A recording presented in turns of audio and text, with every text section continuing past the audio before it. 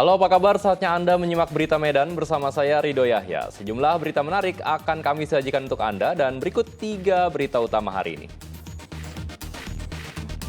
Sepasang kekasih ditemukan tewas di sebuah rumah kontrakan di Kota Padang Sidimpuan. Karena saling ejek, 2 kelompok remaja di Kota Medan terlibat pertikaian.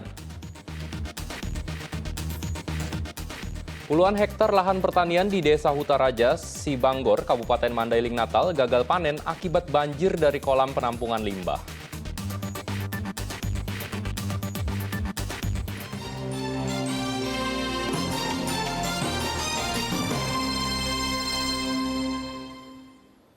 Sepasang kekasih ditemukan tewas di sebuah rumah kontrakan di Kota Padang Sidimpuan. Naasnya, aksi pembunuhan disaksikan anak korban.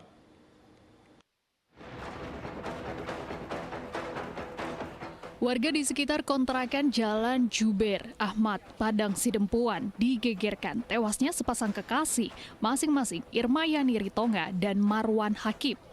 Marwan diketahui seorang ASN di lingkungan Pemko Padang Sidempuan. Ironisnya kejadian ini disaksikan oleh salah seorang anak korban. Awalnya korban Irmayani tidur siang bersama putrinya.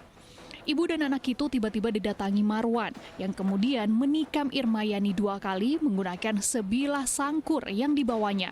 Korban tewas seketika. Usai membunuh, Marwan kemudian melukai diri dan menikam dirinya sendiri menggunakan sangkur yang sama. Semua tindakan itu dilakukan di hadapan putri Irmayani. Informasi awal menyebutkan pasangan itu terlibat keributan sejak Kamis malam. Sebelumnya mereka menjalin hubungan romantis meski status Marwan masih terikat pernikahan.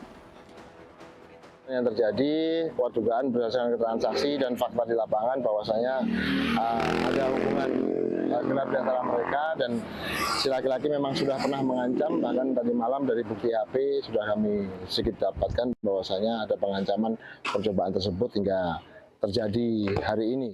Setelah kejadian tersebut ditangani tim Inafis Polres Padang Sidempuan, jenazah keduanya dibawa ke Rumah Sakit Umum Daerah Padang Sidempuan. Sementara anak korban yang sekaligus sebagai saksi saat ini di bawah pengawasan Dinas Perlindungan Anak dan Perempuan. Tutia Lewi Lubis melaporkan dari Padang Sidempuan.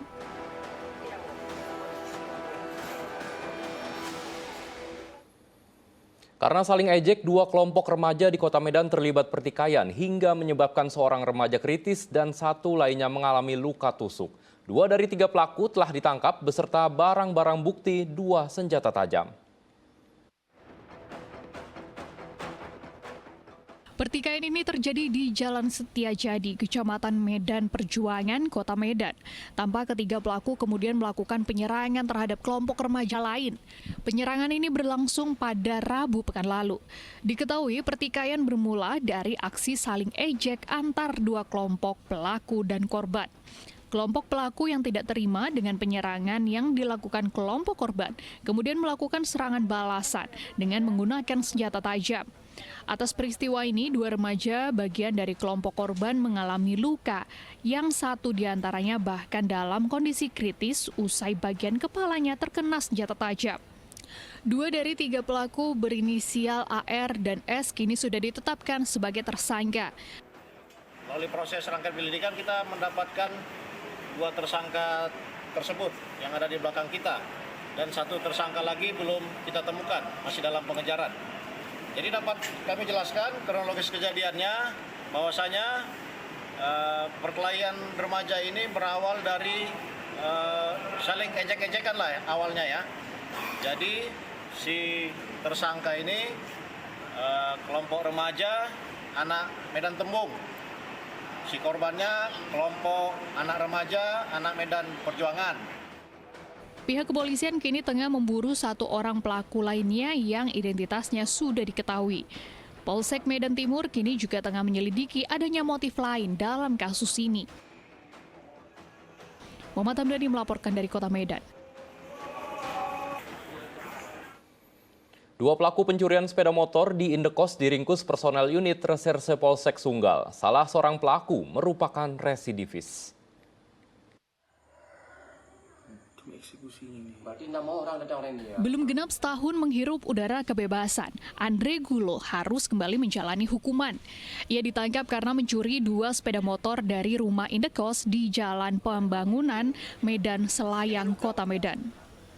Ia melakukan pencurian menggunakan kunci T dan menjebol pengaman 2 sepeda motor yang telah dipasang kunci gembok tambahan di roda cakrap. Saat kejadian, bahkan Andre sang pelaku berhasil lolos meski sempat dikejar warga setempat.